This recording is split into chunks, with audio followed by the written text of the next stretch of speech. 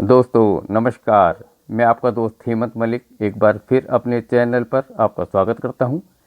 जैसा कि आप देख पा रहे हैं कि आज मैं आपको गुड़हल के पौधे की सर्दियों में कैसे देखभाल की जाती है, किन बातों का ध्यान रखना होता है, क्या खाद देना होता है, कैसे स्थान पर रखना होता है, इन्हीं सब बातों को विस्तार से बताऊँगा।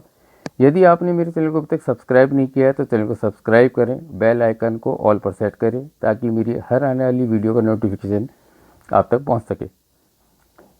यूँ तो गुड़हल एक बहुत ही हार्डी प्लांट होता है। यदि ज़मीन में लगा हो तो फिर किसी प्रकार की केयर की ज़रूरत नहीं होती है। यदि गमले में लगा हो तो कुछ बातों का ध्यान रखना होता है, जैसे कि उत्तरी भारत में कड़ाके की सर्दी पड़ रही है, दिन और रात के तापमान में बहुत ज़्यादा अंतर है और सर्दियों में ये पौधा वैसे भी डॉर्मेंसी में चला जाता है, यानी कि इसकी ग्रोथ लगभग बंद हो जाती है। यदि कुछ बातों का ध्यान रखा जाए तो हम अपने देसी गुड़हल के पौधे को, जैसे मेरा देसी गुड़हल का पौधा है, इसको हम डाईबैक होने से बचा सकते हैं। इसके लिए कुछ बातों का ध्यान रखना होता है। तो पॉइंट नंबर 1, इसको ऐसे स्थान पर रखना होता है जहाँ पर इसको दिन की 3 से 4 घंटे की धूप जरूर मिलती हो और किसी कवर्ड स्थान में रखा हो, यानी कि ऐसे स्थान पर रखें कि जहाँ पर रात में गिरने वाला पाला इसके ऊपर ना पड़े, क्योंकि पाला पड़ने से होता है क्या, पत्तियाँ इसकी ब्राउन शेड की होने लगती हैं। जैसा आप मेरे पौधे में भी देख रहे हैं, पत्तियाँ पीली होने लगती हैं। ब्राउन शेड की होने के बाद ये पत्तियाँ गिर जाती हैं, पौधे पे से पत्तियाँ लगभग ख़त्म होने लगती हैं। और जैसा कि आप जानते हैं कि पौधे की ग्रोथ के लिए हरी पत्तियों को होना ज़रूरी हो जाता है। पॉइंट नंबर 2, इस समय पौधा वैसे ही स्ट्रेस में होता है, यानी कि बहुत ज़्यादा स्ट्रेस में चला जाता है, तो इस समय पौधे की प्रूनिंग नहीं करनी चाहिए। वैसे तो किसी भी पौधे को हर घना बनाने के लिए प्रूनिंग एक ज़रूरी चीज़ होती है, उससे नई नई शाखाएँ होती हैं। तो लेकिन क्योंकि डॉर्मेंसी में है, पौधा स्ट्रेस में है, पौधा अपने सर्वाइवल के लिए फाइट कर रहा होता है, तो और अगर हम हार्ड प्रूनिंग करेंगे तो पौधा और ज़्यादा स्ट्रेस में चला जाएगा।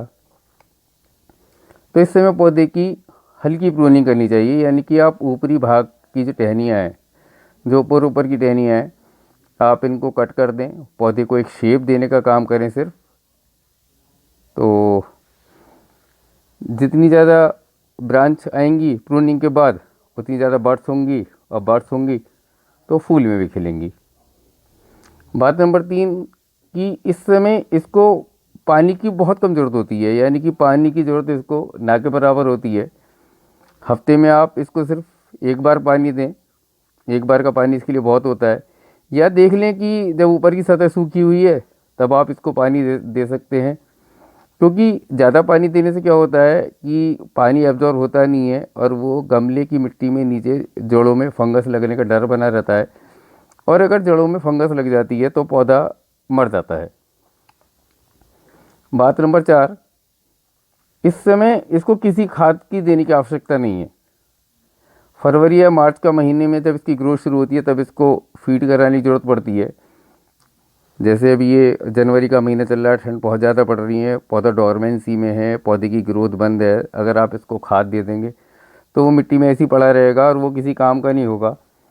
तो जब इसकी ग्रोथ शुरू हो, यानी कि 15 फरवरी के बाद का जो बाहर का समय होता है, बसंत पंचमी हमारे यहाँ मनाई जाती है, इसीलिए मनाई जाती है कि पौधों का नई फसल उगने का समय होता है। उस समय आप इसको वर्मी कंपोस्ट और ओनियन पील के फर्टिलाइज़र से फीड करा दें, ताकि आने वाले समय में इसमें बहुत सारी फूल आएँ, पत्तियाँ बहुत सारी हों, हरी भरी हों।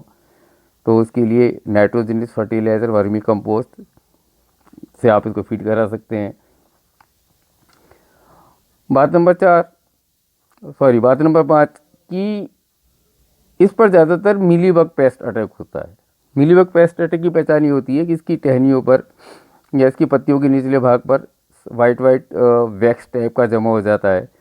जब भी आप अपने पौधे की टहनियों पर इस प्रकार का देखें कि वाइट वाइट हो गई हैं, उसके ऊपर सफ़ेद मोम सा जमने लगा है, तो ये पहचान होती है पेस्ट अटैक की, जिसको मिलीबग भी बोलते हैं।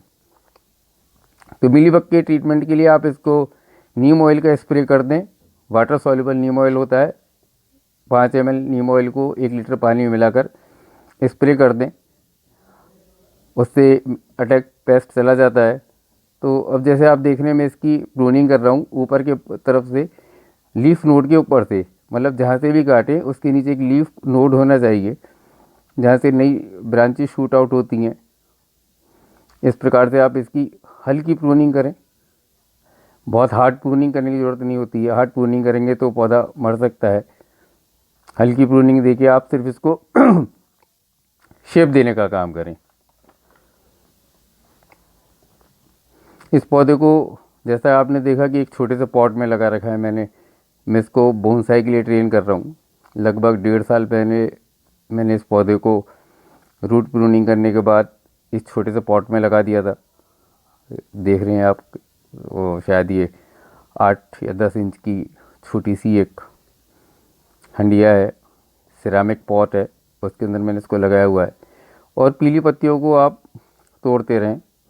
पीली पत्तियों को पौधे पे लगे रहने का कोई फ़ायदा नहीं होता है, वो अननेसेसरी जो पौधे की ताकत है वो खींचती हैं। तो आप जो जितनी भी पौधे पर पीली पत्तियाँ हैं उनको हाथ से तोड़ के अलग कर दें।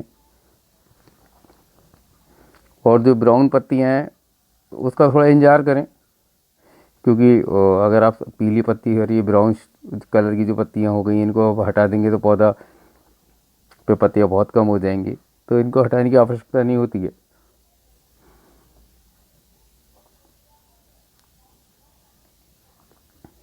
वैसे भी ये पौधा जो है सर्दियों में फूल नहीं देता है।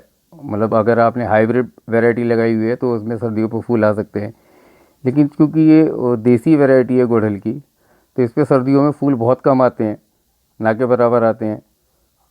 एक समर फ्लावरिंग प्लांट होता है, तो हमें इसको समर के लिए ही तैयार करना होता है। और समर की तैयारी के लिए जो मैंने आपको पॉइंट दिए हैं, आप इन बातों का ध्यान रखेंगे तो आपका पौधा ही सर्दियों में अच्छी से फ्लावरिंग करेगा। तो ये सब बातें थी इस पौधे के बारे में सर्दियों की देखभाल के लिए। यदि आप इन बातों का ध्यान रखेंगे तो आपके गुड़हल के पौधे को डाईबैक होने से बचा सकते हैं और गर्मियों में ढेर सारे फूल पा सकते हैं।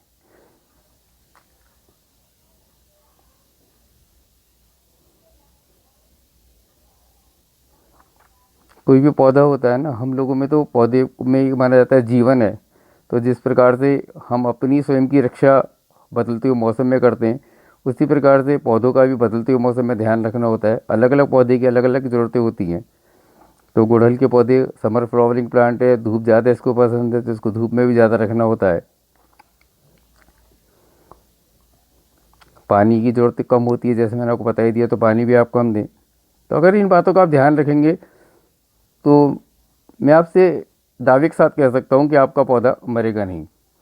अगर आपको मेरी ये वीडियो पसंद आई तो आप अपने दोस्तों के साथ मेरी वीडियो को शेयर करें, लाइक करें। इसके बाद भी अगर कोई सवाल रह गया है तो आप कमेंट बॉक्स में जाकर कमेंट कर किसी भी सवाल को आप कर सकते हैं, जहाँ मैं आपके हर सवाल का जवाब दूंगा। आशा करता हूँ कि आपको ये वीडियो पसंद आई है। Thanks for watching, stay connected. मिलते हैं फिर किसी अगली वीडियो में किसी नए टॉपिक के साथ। तब तक goodbye, good day, happy gardening and take care yours from Covid अनुरूप व्यवहार का पालन करें, मास्क लगाएं, सैनिटाइज करते रहें, हाथों को बार बार धोएं। एक छोटा सा संदेश राष्ट्र